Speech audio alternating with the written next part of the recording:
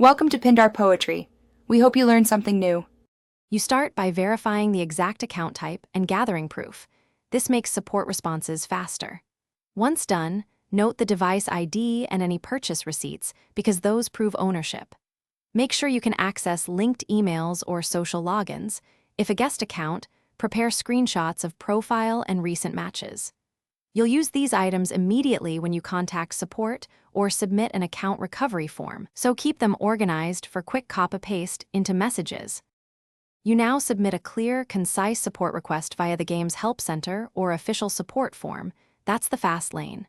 Explain exactly what happened and when, and attach device ID, receipts, and screenshots. Support needs evidence to reverse changes. If you were hacked or changed devices, state that and include timestamps. If banned, request a review explaining any unusual behavior.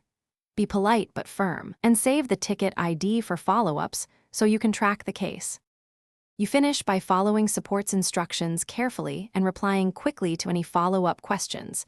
Delays slow recovery.